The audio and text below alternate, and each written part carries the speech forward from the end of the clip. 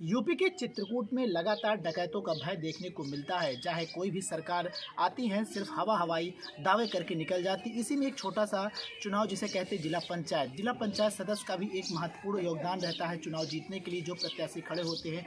इसी बीच में सपा से दावेदारी कर रहे हैं घनश्याम पांडे जी, जो कि वार्ड नंबर 17 से दावेदारी कर रहे हैं। विपक्ष में कई लोग इनके खिलाफ से लोगों को आवाज़ देने का लुभान कर रहे हैं, लेकिन इनका क्या दावा है उस चीज़ को लेकर जनता के बीच में क्या अहम इनका योगदान रहेगा, क्योंकि कुछ लोग अलग दिखा करके काम कर रहे हैं, ये ज़मीनी हकीकत पर गांव-गांव पहुंचकर काम कर रहे हैं। आज हमारे साथ बातचीत करने के लिए घनश्याम पांडे जी हैं। सर, आपका बहुत बहुत स्वागत है। सबसे पहली बात हम यही सवाल उठाएंगे आपसे कि आप ज़मीनी हकीकत पर काम कर रहे हैं, लगातार आप गांव का भ्रमण कर रहे हैं और जनता का जान रहे हैं आखिर कैसी क्या उनकी समस्याएं आती हैं समाज में, क्या आपने देखा और आप कैसा आने वाले समय में कार्य करेंगे? देखिए, ये चुरे के सरुआ वार्ड 17 नंबर सामान्य सीट है, जिसकी वजह से प्रत्याशियों की भीड़ होना मतलब स्वाभाविक है। सामान्य सीट जहाँ भी होती है तो हर वर्ग के प्रत्याशी चुनाव मैदान में आ जाते हैं। इस वार्ड में 20 प्रत्याशी मैदान में हैं और अपने वादे कर रहे हैं, प्रलोभन दे रहे हैं और तरह तरह के लोगों को जो है प्रलोभन दे करके अपने पक्ष में वोट मांग रहे हैं। चूँकि मैं घनश्याम पांडे समाजवादी पार्टी के समर्थन से चुनाव मैदान में हूँ और मैं सब लोगों के घरों पर पहुंचता हूं और लोगों से आशीर्वाद लेता हूं और साथ में ये कहता हूं कि किसी से भी प्रलोभन में आकर के और किसी तरह की लालच में पड़ करके किसी की दारू और पैसा ले करके किसी को मतदान मत करिएगा। क्योंकि मैं ये देखता चला रहा हूं कि लंबे समय से लोग यहाँ पे जनता को बेवकूफ़ बना करके और उनसे वोट ले करके और फिर अपने अपने काम करते हैं, गांव का कोई विकास कार्य नहीं करते हैं, जिसके चलते आज़ादी के बाद से आज भी गांव ज्यों के त्यों पड़े हुए हैं, ना कहीं सड़कें हैं। पेयजल की इतनी बड़ी समस्या है।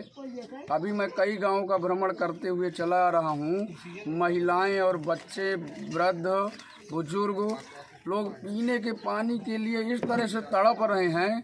लगता है कि कोई यदि मेहमान पहुंच गया तो उनको पानी न कहीं पिलाना पड़े तो लोग जो है संकोच करते हैं। इतनी बड़ी विडंबना है। तो और लोग जो है, इसके पहले भी मैंने सुना कि गैंगों के बल पे और हर तरह से प्रलोभन दे करके भी लोग चुनाव जीतते रहे हैं। हालांकि इस समय किसी भी तरह के गैंग की कोई वो नहीं है। पुलिस विभाग भी हर जगह सक्रिय है, लेकिन मैं ये ज़रूर कह रहा हूँ कि इस समय जो सत्ता पक्ष है, सत्ता पक्ष के लोग जो है, कहीं कहते हैं हम पुल बनवा देंगे, हम आज उद्घाटन कर देंगे, कहीं कहते हैं कि हम आपको आवास दे देंगे। इस तरह के प्रलोभन दे करके जनता को बेवकूफ़ बना रहे हैं। एक सबसे बड़ा सवाल आता है कि कोल आदिवासियों में देखा गया है कि मानिकपुर क्षेत्रों में बिजली व्यवस्था नहीं पहुंच पाती है और इन लोगों को बिजली रात्रि में बड़ी समस्याएं होती हैं। इस पे आप क्या कहेंगे? देखिए, बिजली गांव में यहाँ एक फीडर है, गांव में खाली खंभे खड़े हैं। बिजली की अब व्यवस्था तो जब से सरकार आई है तब से है।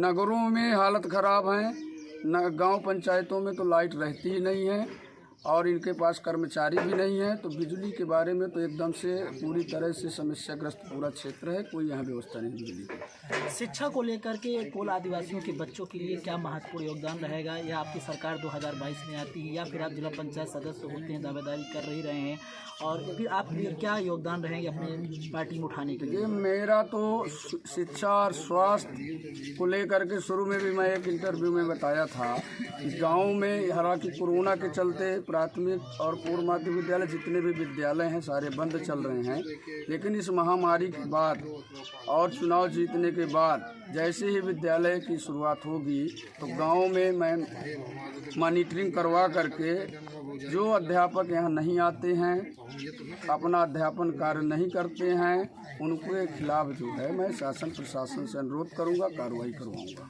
अपने विपक्ष के प्रत्याशियों को क्या कहना चाहेंगे?